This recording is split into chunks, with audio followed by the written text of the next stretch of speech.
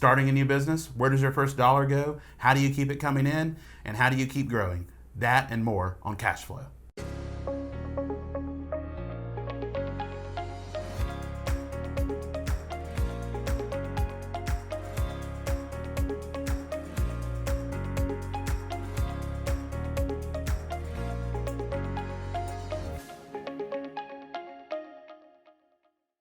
Hi, I'm Jason Waters, CEO of JW Financial Group. Welcome to Cash Flow, where we talk about your small business and how to do what your number one goal is to create cash flow. With us today is Fred Williams. He's the CEO of Level 3 Associates. They do non-destructive testing. Can you tell us what non-destructive testing is, Fred? My company is a company that we do non-destructive testing. That's simply to test the integrity and the structural soundness of any part or any material. Okay. So that's basically what we do. Great. In a nutshell. Yeah. Okay. So let's just dive into some questions, if that's okay. Should I try to find investors, or should I try to build a book of business before I begin? That's a great question. And really, when it comes to investors, it's really about how much capital do you need? How much business do you want to give up? How much control do you want to give up? So should you get investors? Maybe. If you have to have capital and you can't get debt capital and you don't have your own funds, then yes, you're going to need investors. But I would always recommend, try to keep as much of the business as you can, as much control as you can, because every entrepreneur I've ever met with, when they start raising capital, they give up control and then their life changes from what they're used to. So as far as the investor question, Fred, what do you think about that? Speaking from my own experience, maybe a couple of years ago, I was looking at the possibility of inviting investors to invest into my company because I was looking to take it to the next level. But over a period of time, our business picked up, our revenue increased dramatically, so that eliminated the need for investors. But yes, I totally agree with what you said. Along with investors, there's also other sources of capital. There could be banks. So Yes. what's your take on banking? My take on banking for the small business owner is, if I had to give advice to a small business owner, I would steer them toward the community banks first, the smaller banks. They seem to be a little bit more in tune with working with the small business owner, and they're more involved in the community than the bigger banks. Right. And of course, that's how we met. Exactly, that's how we met, with the small bank, yes. Okay. And people ask me that question, and I always recommend them to the smaller community banks because they're friendlier and they're more involved as well too. Not to say that the big banks aren't, but that's just been my experience with them. The second part of that question was, should I build my book of business before I start my business? So which I think if I understand the question correctly, that is, if I'm leaving somewhere else, or I'm a technician somewhere else, or I'm an expert somewhere, how do I build a book of business? Do I build it and then take it with me, or do I start my business and then build it?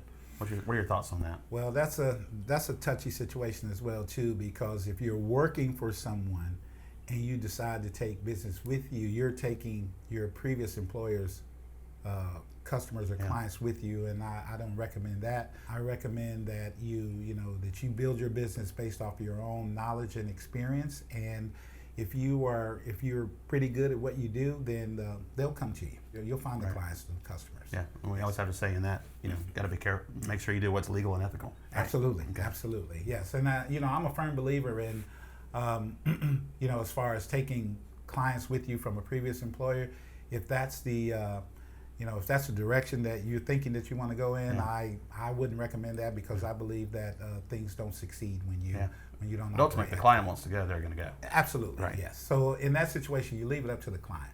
I worked for an employer before, and I decided to leave the company and go start my own business, and I informed the clients that I was no longer going to be working there. I did not solicit them to come and join me, but I just informed them that I would no longer be working there, and then they make the decision themselves. Technology changes so fast in my industry. Is it better to purchase or lease equipment? That's a great question. Fred, do you want to see if you can handle that one? Yeah, that seems to be right in my wheelhouse, because that's something that I deal with on the regular. The equipment in my industry, yes, it does change drastically and quickly, especially with the advent of the microchip, which makes things smaller these days. I would recommend, if you could, purchasing your own equipment, especially if it's expensive equipment, kind of like what I use, that's in the $1 million range.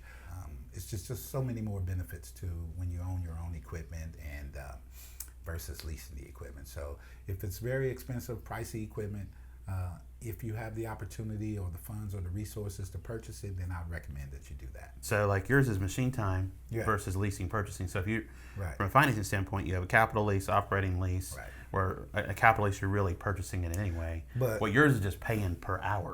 And Right. so for your case, you got to buy it. I have to, yeah. But- I mean, because the lease price that I'm paying is what, 3 or 4 times Right. versus the purchase price. Right. So that only makes sense to purchase it. Okay. And then how do you, if you purchase the equipment and technology changes, how do you make sure that that stays current? Well, that would be on us. We'd have to do our own research, and we attend trade shows and seminars where the manufacturers demo their equipment. So we're able to go take a look at the latest and the greatest and see what would be a good fit for our company. And then a lot of times I believe manufacturers will, they have a certain cycle where they're going to upgrade the equipment that you use, correct? In your Yes, industry. that's right. And when we purchase that, often that's a part of the package. To notify us about any upgrades or Right. improvements in the equipment. And every situation is different when it comes to leasing versus buying. I've known companies to do both. There's not really a right or wrong answer. The answer is what is best for your business. If you're someone that's paying hourly to quote lease time on equipment, then your business has grown. Maybe initially you needed a few hours and now you're using 40 hours.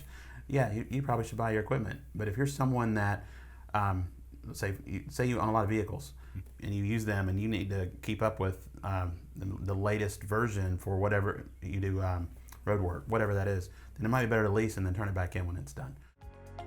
I'm starting a small business. What do I need to account for besides my immediate employees and my personnel budget? Absolutely. So I recommend that anyone that's starting a business create a 24-month cash budget. What cash you have now, how you expect cash to come in, and how you expect to spend your cash on every line item that could possibly happen. Now, will things work out exactly how your cash budget says? No, it won't. But it gives you a good blueprint of where you're going. Fred, what do you think about that? Well, Jason, I think it's more revenue driven as far as whether you're going to hire additional consultants and employees. I mean, speaking for myself personally, when I first started my business, I was the consultant, I was the accountant, I was the payroll. I did all of that initially because I didn't have any employees. But as the business continued to grow over the years and the revenue increased, and then I was able to, hire that professional help that I needed, to help grow the company. Mm-hmm. Like CPAs and lawyers and employees. But in the first year of business, that's not even on my radar. Right. I'm trying to stay in business and stay relevant. So. And we came in as your fractional CFO. And Absolutely. accountant. I can't explain to your audience the impact that you've had on my business. When you and I first met, it was, you were my first banker back in 2008. I like to say President Obama and I came in office at the same time. That's one way I can keep up with it. But I met you as well too. You were my first banker. You gave me $10,000 to get started in business. And, we've kept this relationship going for 12 years, going strong. You had a situation in your life a couple of years ago where your employment changed and you decided to go into business for yourself. And it just so happened that you were a perfect fit for what we needed because our books were all out of order. Our bills were all over the place, and you came in and said, "Hey, Fred, I can come in and help you clean up these books, get your credit back right. We get you some connections at some of these banks, community banks and big banks, and kind of get your business on the right track." And you said that to me 2 years ago. And today, I got to say, you've done that and beyond as well too. So you have definitely been a positive, instrumental impact in the growth of my business. Well, thank you. We're happy to be part of it. Yep, and continue to look forward to it as well too as your business grows. Well, that's all we have for today. If you have any questions, you can find us on social media at #cashflow. Thank you. Until next time.